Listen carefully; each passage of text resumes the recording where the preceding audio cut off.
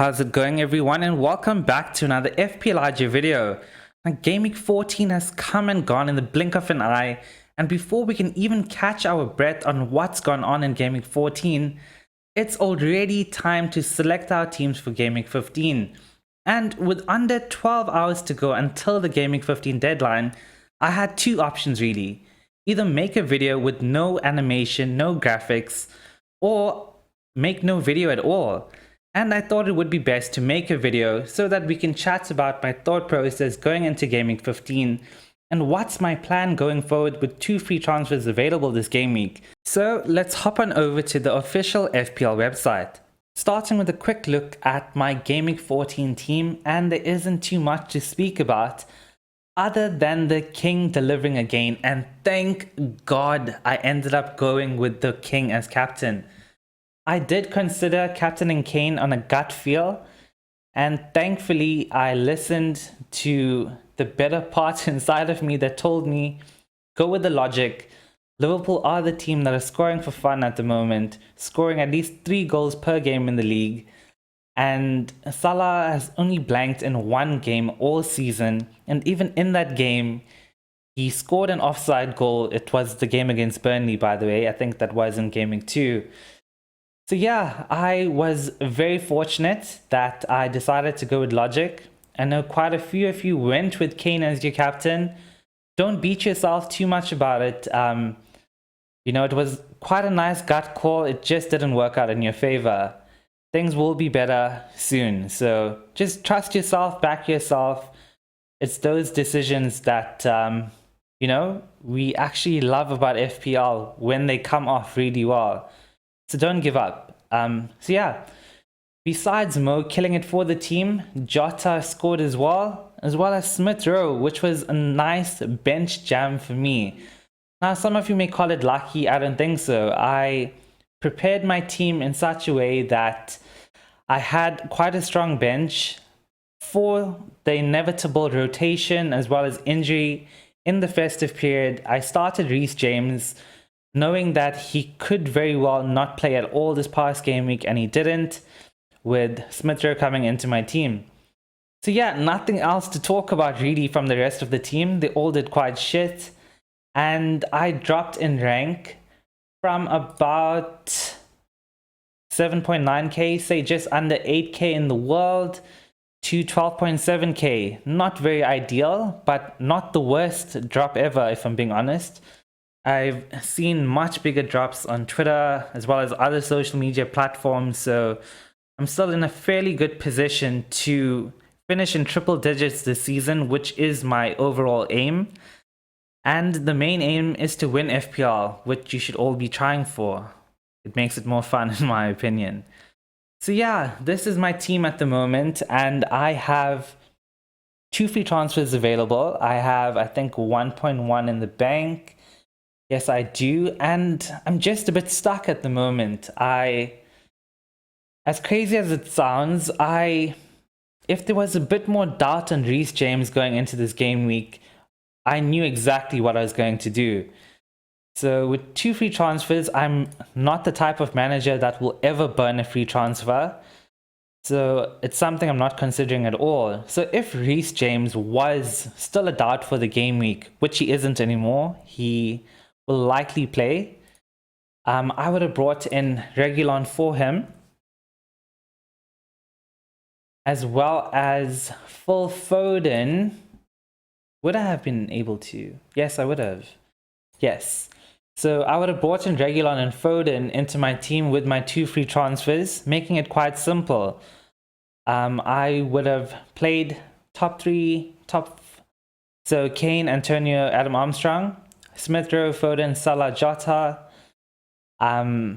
Well, this could have been a problem. What about the 4 at the back? It means I would have probably had to bench either one of Antonio or Adam Armstrong. Bit of a bench headache, but that's okay. But with Reece James now being declared fit, that plan goes out the window. Because if I want to protect rank, Reece James has quite a high ownership percentage, and if we're looking at the top 10k managers in the world, his effective ownership is a lot higher than this.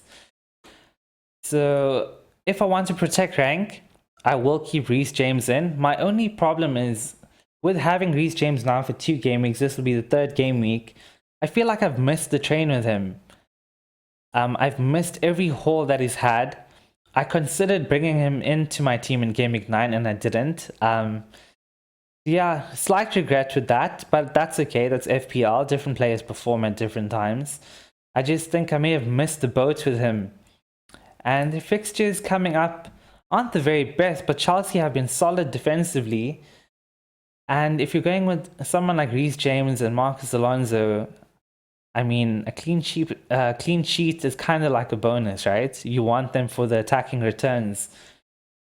So if I do keep Reece James, which I'm very likely to do at the moment, I can't have Phil Foden in my team, and he is the one Man City player that I do want in my team for this run of games. Now, I'm sure you're wondering, just forget about Foden. Why not get Bernardo into your team?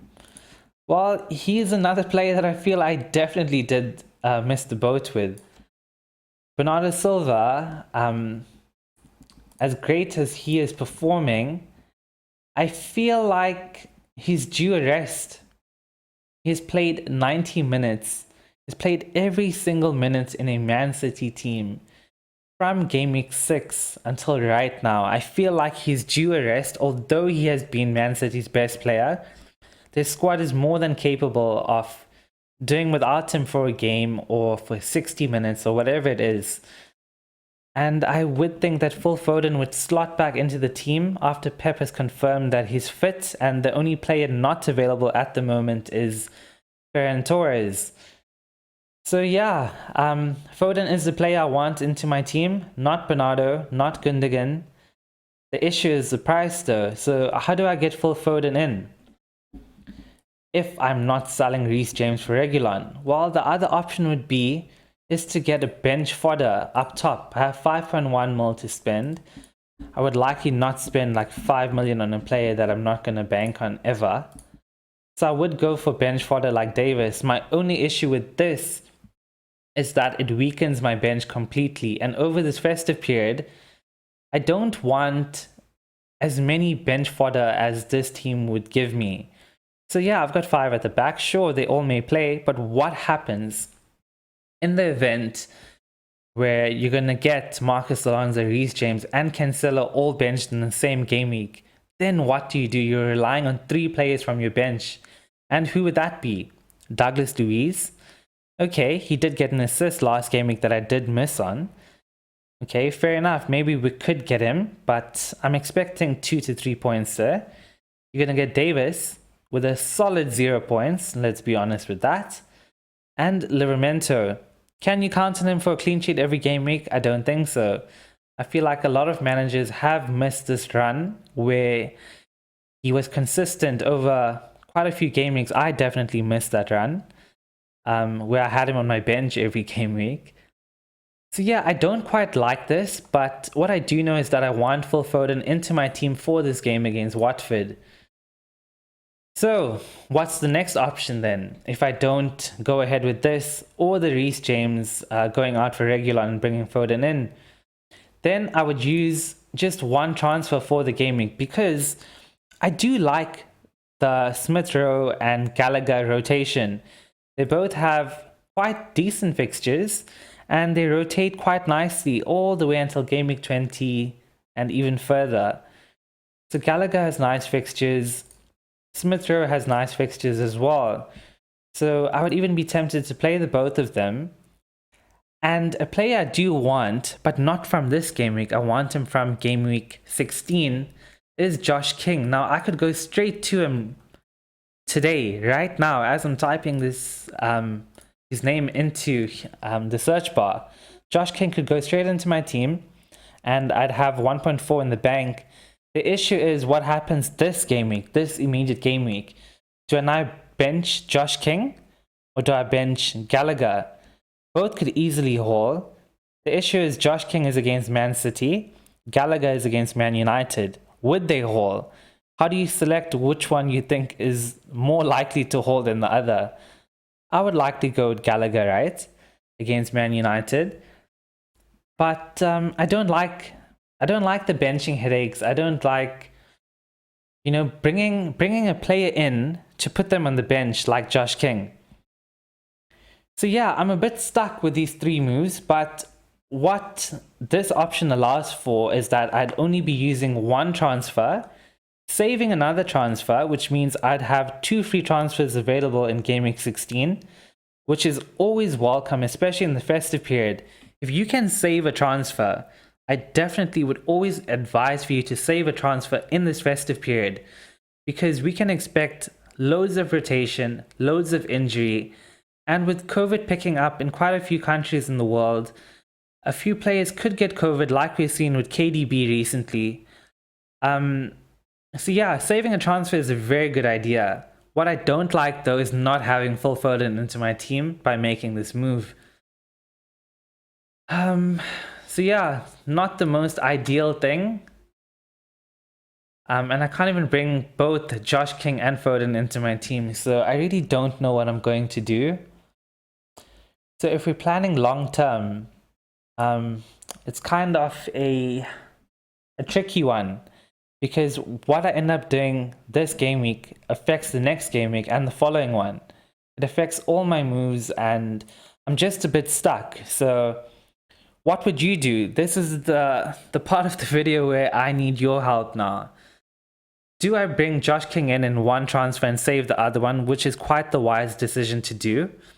Or do I use 2 free transfers, get Reece James out and Gallagher out for Reguilon and Foden? I quite like that, to be honest with you. Reguilon has been in quite good form. Or do I use 2 free transfers, bring in Foden for Gallagher and have a bench fodder up top, like a Davis from Villa, with Reece James at the back? So those are my 3 options. Let me know what you would do if you were me. And if you have your own questions as well about your own teams, send them in the comment section below. I will definitely answer every single question that you do have. But yeah, in terms of my transfers and what I'm doing exactly, in this moment, I can't tell you because my mind's all over the place at the moment and I'm not too sure. But come close to the deadline, I will have more or less off an idea of what I'm doing. Well, I have to be, the deadline's approaching, right? And I will be posting my final team on all my social media platforms. If you are subscribed to me here on YouTube, the second you come onto YouTube, that should appear on your homepage. Have your notifications on, because I will be posting my final team about an hour before the deadline. So you will see it on YouTube. Or if you follow me on Twitter or Instagram at FPLG, you will see the teams up there as well. So yeah, that's my team heading into the game week. And if we're talking captaincy, well, should we be talking captaincy? It has to go on Mo Salah. There isn't another option in my opinion. I used Gameweek 14 as Harry Kane's audition to possibly tempt me away from Mo Salah for Gameweek 15. And it was quite a shitty audition, if I'm being honest. He didn't show any sign for me that says captain me in Gameweek 15. I know the game is against Norwich and this could be the type of game where he could haul, but the risk is far too great, especially at my rank. If you want to use the theory that Wolves are quite good defensively, well, let's have a look at how Mo Salah fared against teams that are quite good defensively. Okay, Man City, what happened there? 13 points. Man United, surely a Man United-Liverpool game, Mo Salah would be marked heavily. He definitely won't score, right? 24 points. And yeah, I didn't captain him that game week as well, like an idiot. Who else? Brighton, sure, that was a very difficult game. Still 5 points. West Ham, still 5 points. Chelsea in a 1-1 game, 10 points. If you want to use, you know, the excuse and say Salah is going up a good defense, it's not a very valid point, if I'm being honest. He's performed against every single team apart from Burnley, and he scored an offside goal in that game.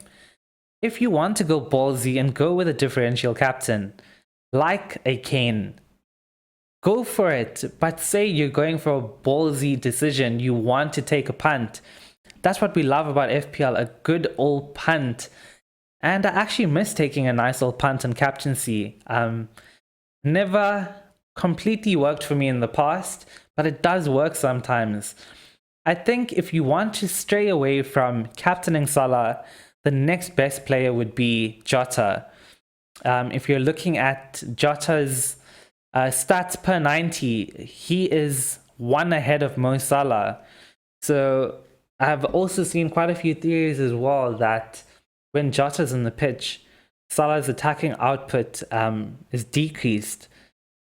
Valid, I see that just a little bit, but the king is still the king. He's been delivering 2 goals in the last game week, and captaincy for me is a no-brainer. I will be captaining Mo, even if he was in the first fixture. We all know the thing about not captaining someone from the first fixture of the game week, but that doesn't work when it's Mo Salah. So yeah, captaincy should be sorted for you, for me, for everyone. That's something we shouldn't debate, and whether Salah scores it doesn't really affect our ranks anymore. His effective ownership is roughly 200% every game week anyway. So yeah, it's in trying to get to 3 digits as a rank, which is the aim. We need to see a different type of strategy. That's why I like a player like a Marcus Alonso into the team. I would like to bring in Phil Foden this game week, who a lot of people have ditched for Bernardo and for Jota. So yeah, this is where I'm at the moment. Let me know your thoughts in the comments below. If you haven't subscribed yet to the channel, please do. It goes a long way in helping the channel grow, as well as you'd be able to have your notifications on. So whenever I do post something, it will immediately come up. I quite often post late, just like I am now. I like to get my thought process all in order, although today it's a bit scrambled and I'm rambling on a bit. Yeah, that's me for Game Week 15. Let me know how your team is looking in the comment section below. And once again, I just want to apologize that I wasn't able to get the normal team selection video out with the graphics and animation, but I still hope that you enjoyed this video and you've got to see my thought process at this very moment and what I'm thinking about in terms of transfers for the next game week and beyond, and how we're actually going to try and get into the top 1k into the world. So yeah, I hope you enjoy the game week. I hope you get a green arrow, a massive one. I hope I do as well. I want to get back into the top 10k, hopefully top 5k, but I would need something mad to happen, like Adam Armstrong or someone to score a hat-trick.